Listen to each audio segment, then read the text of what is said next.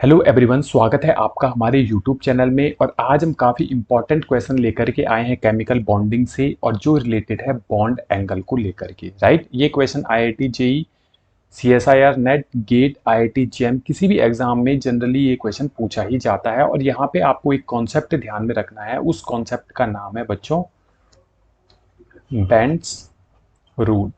ये काफ़ी इंपॉर्टेंट है बॉन्ड एंगल के सारे क्वेश्चंस को सॉल्व करने के लिए।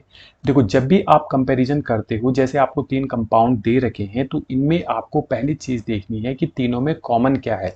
राइट, तो कॉमन जो है हमारा यहाँ पे PF3 है, इसमें भी क्या है बच्चों PF3 है, और यहाँ पे भी क्या है PF3। यानी कि ये PF3 के कारण जो भी इस बॉन्ड एंगल पे इफेक्ट पड़ रहा होगा। अगर मैं कंपाउंड सी की बात करूं कि ये तीन फ्लोरीन जो इफेक्ट इस बॉन्ड एंगल पर डाल रहे होंगे, सेम बी में भी और ए में भी डाल रहे होंगे। तो इन तीनों से तो हम बता नहीं सकते कि किसका बॉन्ड एंगल ज़्यादा होगा या किसका बॉन्ड एंगल कम होगा। उसके बाद हमारे पास बचता है, एक तो बचता है बच्चों यहाँ पे लोन पेयर प्रेजेंट है, साथ में डबल बॉन्ड के साथ ऑक्सीजन है, यहाँ पे डबल बॉन्ड के साथ सल्फर है। अब इस क्वेश्चन को सॉल्व करने के लिए आपको बेंड्स रूल आना चाहिए। बेंड्स रूल क्या कहता है कि कोई भी अगर सेंट्रल एटम है, राइट, वो अपना जो एस करेक्टर है वो देता है इलेक्ट्रोपॉजिटिव सब्स्टिट्यूएंट को, और जो पी करेक्टर होता है इसका वो देता है इलेक्ट्रोनेगेटिव सब्स्टिट्यूएंट को। अब बच्चे काफी कंफ्यूज हो जाते हैं कि एस करेक्टर किसको देगा, इलेक्ट्रोपॉजिटिव को देगा या फिर इलेक्ट्रोनेगेटिव को देगा। अभी तो हम यहाँ पे पढ़ रहे हैं तो हमें स्पष्ट रूप से दिखाई दे रहा है, लेकिन इसका कंफ्यूजन दूर करने का एक ट्रिक मैं आपको बता देता हूँ। देखो, जो एस करेक्टर होता है या एस परसेंटेज हम बात करते हैं, वो डायरेक्टली प्रोपोर्शनल किसके होता है बच्चों, इलेक्ट्रोनेगेटिविटी के। ये तो आपको पता ही होगा। अगर ये इलेक्ट्रोनेगेटिविटी के डायरेक्टली प्रोपोर्शनल है, तो अगर मेरा एस करेक्टर इलेक्ट्रोनेगेटिविटी के डायरेक्टली प्रोपोर्शनल है, तो वो किसको अट्रैक्ट करेगा, वो करेगा इलेक्ट्रोपॉजिटिव को। राइट, तो इसीलिए सेंट्रल एटम अपना एस करेक्टर किसको देता है, इलेक्ट्रोपॉजिटिव को, ताकि उनके बीच में क्या हो सके, अट्रैक्शन हो सके, मॉलिक्यूल में स्टेबिलिटी आ सके। राइट, अगर हम बात करते हैं सेंट्रल एटम अगर अपना जो पी करेक्टर है वो किसको देगा, पी करेक्टर को मान लो ये डायरेक्टली प्रोपोर्शनल होता है किसके, इलेक्ट्रो पॉजिटिव के। अगर ये इलेक्ट्रो पॉजिटिव के डायरेक्टली प्रोपोर्शनल है तो ये इलेक्ट्रो नेगेटिव को अपनी ओर अट्रैक्ट करेगा।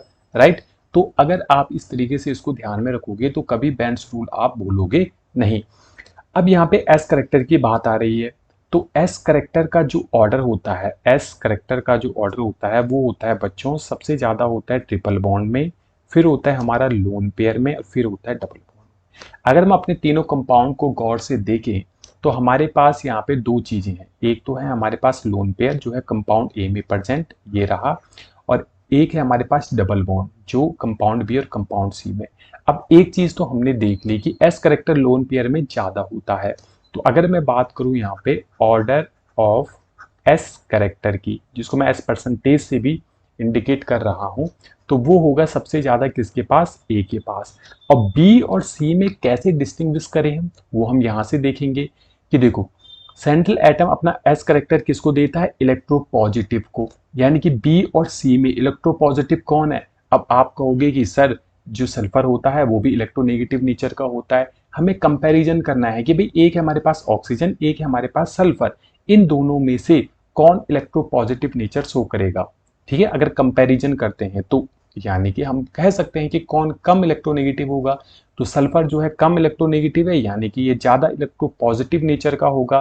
तो सल्फर के पास क्या होगा बच्चों, एस का जो परसेंटेज होगा वो ज्यादा होगा, जबकि ऑक्सीजन के पास एस परसेंटेज सबसे कम होने वाला है, क्योंकि इलेक्ट्रोनेगेटिव है। और इलेक्ट्रोनेगेटिव के पास क्या होता है बच्चों, पी करेक्टर होता है। तो एस करेक्टर किसका आ जाएगा यहाँ पे, ए के बाद आ जाएगा सी का, उसके बाद आ जाएगा बी का।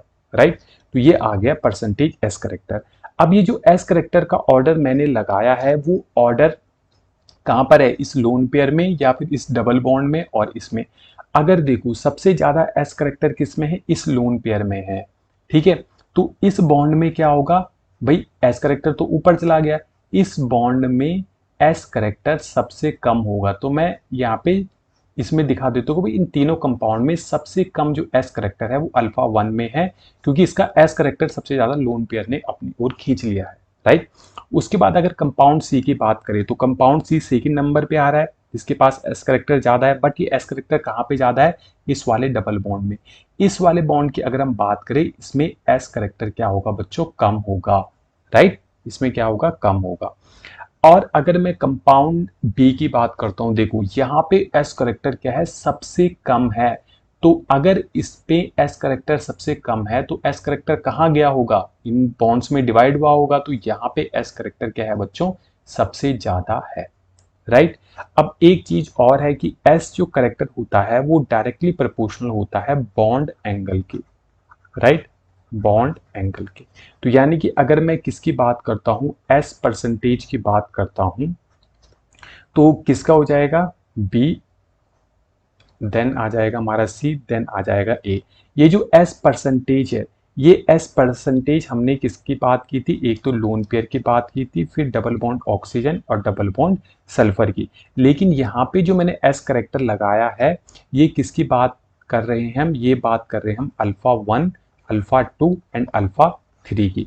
अगर एस करेक्टर का ये ऑर्डर है तो बॉन्ड एंगल का ऑर्डर क्या होगा, सबसे ज्यादा एस करेक्टर किसके पास है, बी के पास है, इसके पास, राइट। तो बॉन्ड एंगल का ऑर्डर भी हो जाएगा बच्चों, बॉन्ड एंगल का जो ऑर्डर होगा वो सबसे ज्यादा होगा बी, यानी कि अगर हम बोलें ये होगा अल्फा 2, देन होगा हमारा सी वाला अल्फा 3 और देन होगा अल्फा 1। तो इस प्रकार से हम इन क्वेश्चंस को यहाँ पे सॉल्व करते हैं। यहाँ पे थोड़ा मैंने डिटेल में आपको बताया है कि किस प्रकार हमें क्वेश्चन ये सॉल्व करना है। नहीं तो ये जो क्वेश्चन है ये 1 मिनट का है, अगर आपको कॉन्सेप्ट पूरा क्लियर आता है। उम्मीद है ये क्वेश्चन आपको समझ में आया होगा, और इसके बाद नेक्स्ट क्वेश्चन हम आपके लिए लेकर के आएंगे जो होगा बॉन्ड एंगल से रिलेटेड। अगर ये कॉन्सेप्ट आपको समझ में आ गया तो आप उसको आसानी से कर पाओगे। तो मिलते हैं नेक्स्ट क्वेश्चन में, और अभी तक आपने अगर हमारे चैनल को सब्सक्राइब नहीं किया है तो प्लीज़ हमारे चैनल को लाइक, शेयर एंड सब्सक्राइब जरूर कीजिएगा।